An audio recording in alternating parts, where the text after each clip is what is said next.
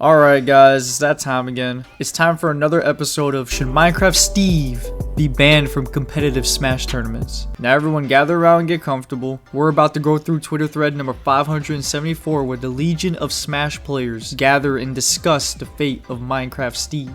So this time around, everyone and their grandmother is whining and advocating for Steve's ban because apparently Steve mains have recently transcended the 4th dimension and have discovered the art of teching moves. Now I don't know about you guys, but I've already been losing my mind ever since I found out that Steve can tech the air. But now Steve mains have taken it 5 steps further and have discovered how to tech the moves themselves. Yeah, Steve now has the ability to ignore taking knockback and making it impossible to launch him. Now if you guys are wondering what on earth is happening here, it would seem that somewhere in Steve's manual there has always been a secret combination of inputs that allows Steve to activate super armor. Sakurai just forgot to tell us. Imagine having the ability to just ignore taking knockback.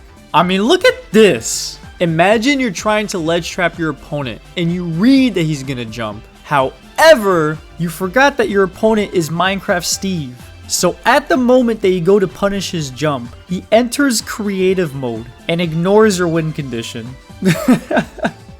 I'm sorry. Like, is this not absurd? Like, what character can... What's that?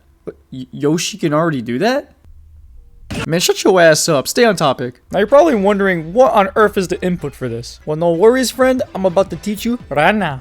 But first, here's a word from our sponsors. As a Sonic player, you know I'm all about safety. And if you thought Spin Dash was my safest option, then wait until I tell you about NordVPN, the safest way to browse the web and be online. If you're paranoid that the world is out to get you and hackers are trying to steal your information, then you're right, because they are. But thanks to NordVPN, you can mask your IP and hide your information from hackers. Basically, NordVPN gives you the superpower to become invisible to your enemies. NordVPN is one of the fastest VPNs available, and I've got a special offer waiting for you guys at nordvpn.com/you're-too-slow. Outside of keeping your information safe, another benefit of having a VPN is that you can tap into any server in the world.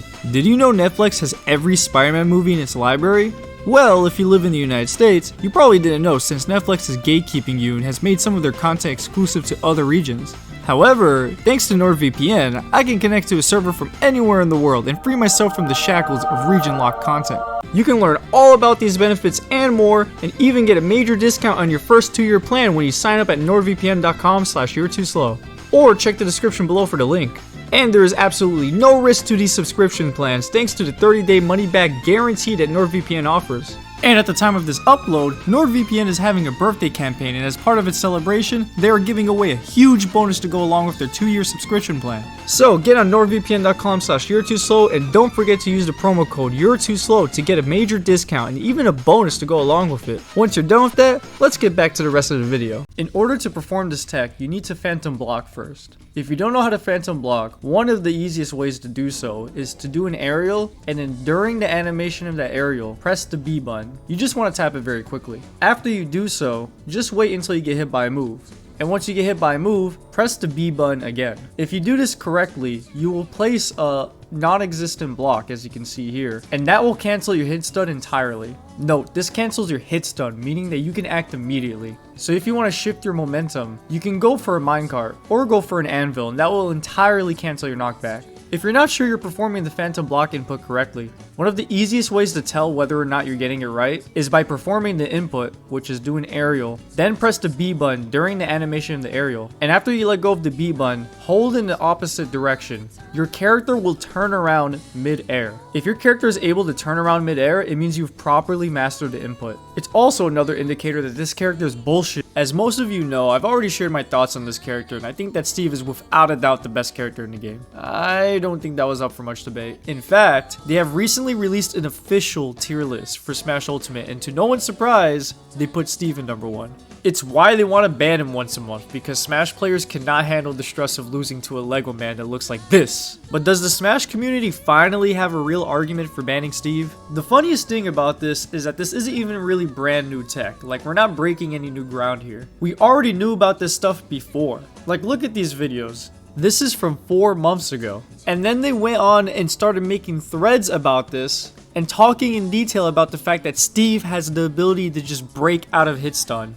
He can pretty much just cancel being in hit stun whenever he feels like it, and generally just ignore the knockback of moves overall. This gives him the ability to just cancel being launched off stage and dying, or interrupting your combo and then reversing it by comboing you back. This means Steve literally keeps an Uno reverse card in his pocket at all times. Like, I don't know how else to put it. This character literally just goes into God mode whenever he feels like it.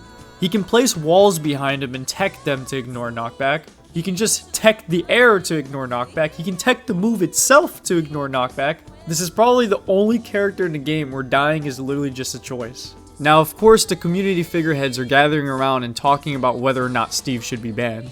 A lot of tournament organizers are considering it and are for the most part debating on whether or not they should ban Steve overall or just ban the tech itself. Now, of course, most TOs are scaredy cats and they don't want to go and ban a character. However, some TOs, for example this one, have gone ahead and banned Steve from their tournaments. So Steve is actually officially banned from some tournaments in the world right now. This tournament organizer has even gone as far as to say unless one of the Steve mains can win the local without him, he will stay banned. Now, of course, this is in regards to the notion that Steve players just aren't good enough to win tournaments without their God mode character. And it's kind of funny because one of the best Steve players in the world, Onan, did make a tweet saying, I want to play my best character, but like there's no shot I'm getting ranked top 10 again without Steve. Now, I don't want to make too many comments on this. I know for a fact I wouldn't win with my character. However, I will go as far to say that there will obviously be a plummet in results for the current Steve mains once Steve is banned, if that ever comes to that. Most people don't really care. In fact, a lot of people do want this character banned. But for me personally, I actually don't care. I actually think it's hilarious that Steve is just bringing this much distress to the entire community.